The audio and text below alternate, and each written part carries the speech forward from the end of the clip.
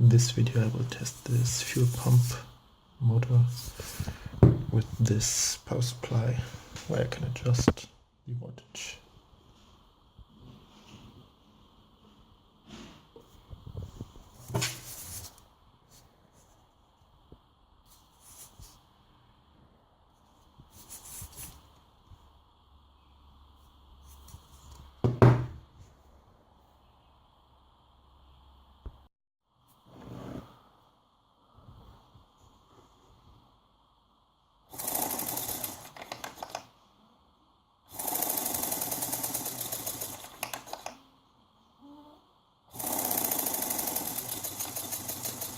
Now it's running on 2 volts, drawing 0.5 amps.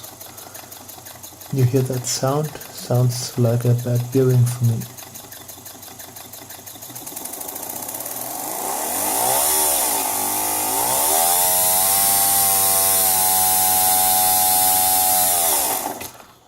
This was 12 volt, 1 amp.